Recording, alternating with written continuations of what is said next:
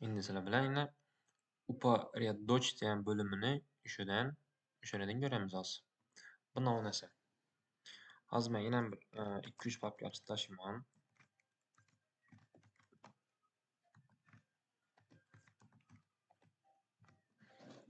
Hop, endi qaraymiz. Новый papkadan yana bir tanladim. Birdek menyuda yonib turibdi endi. Bu yerga bir bosib qo'ysam yana bular o'chadi. Shu fayl va papkalarni ustunda amallarni bajarish. Переместить ni bossam, bu yerdan o'zi papkalar chiqadi yana. Qaysi papkaga ko'chirib bering dedi. Misol uchun bizlar hozir ofisdan papka kerak. O'zi bu yerda turibdi-da, shu ko'chib turibdi. Bizlar hozir hop, новый papkani bosib переместить. Bizlarga shu yo'q. Fayllar korporativ boshqaruv. Tak, bizlarga kerak papkamiz bu yerda boshqa papkaga ko'chirish kerak-da. Bu yerda yana tak, biz shu muzika degan papkaga ko'chiramiz yana. Muzikani tanladim. Уже bu yerda новый papkadani ko'chdi. Bu yerda yana muzika degan papkamiz bor. Yana o'shalar tushdi. Новая papka deganimiz. Bu переместить dedi. Dokumentidan ofis 160. Yana bir yo'li bu knopkani bosib turib, bu yerda выразить boradi-ku yana. Misol uchun shu papkani новая papka 2 ni tanladim. Выразit'dan bosdim. Endi men bu yerda yana muzika degan papkaga kirib, shu новый papkani ichiga yana bosib kirsam, endi вставить ni bosib bersam, bu yoqqa papka keldi bu yerga. Lekin shu новый papka 2 degani tak, bu yerda yana ofis 160 degan papkaga ishona kelsak, bu yerda yo'q. Bu 40 ball olib bordi. Bu yerda qoldirmadi izini. Bu shunday. Переместить ham shu ko'rinishda oladi. Kopировать esa boshqa papkani ichine ko'pirab berish. Biz endi buni ham ishlatsak bo'ladi. Kopировать 4 ni bosib, новая papka 4 ni tanladim, keyin kopировать ni bosdim. Keyin misol uchun endi yana muzika degan bo'limga qaytib, новый papkaga kirsamda, o'sha yana tashlab bersam, вставить ni bosib, yana новая papka 4 o'sha keldi.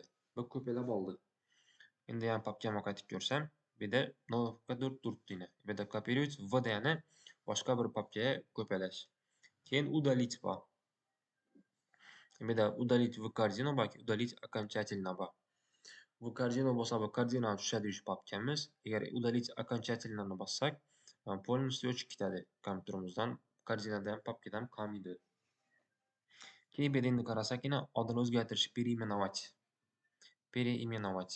Misol uchun новый papka 3 degan adini o'zgartirajakmiz. Mana bir marta bosaman, shuning orqasi siniy svet bo'lib yonib boradi. Endi biz bu yerda to'g'ri ustini yozib bersak bo'ladi, shu o'zi o'chib ketadi. Endi bunga papka 2 deyman. Endi buni o'zgartirib ko'raman. Переименовать bosaman bir tanladan boshqa. Bunga esa papka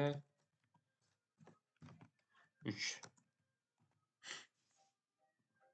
3 deb yozdik. Hop, keyingi ko'radigan narsamiz endi переименовать ko'rdik. Endi bizlarga новый papka. Shunda новый papka yaratish bu yerdan bor ekan. Biz bu yerdan ko'rdik buni, создать bo'limini bosdik. Bu yerda новый papka. Bu yerda yana bir yo'li bor ekan. Yana bir yo'l esa qisqa klavishamiz bor. Bugun yozib oldik buni daftarimizga. Ctrl Shift N. Ctrl Shift keyin N ni bossam, o'sha bu yerda toza papka ochib berdi. Endi bu yerda nom bersak ham bo'ladi. Test probel 2 deymiz yana. Tak, enter. Bo'ldi ana. Сохранить etdi.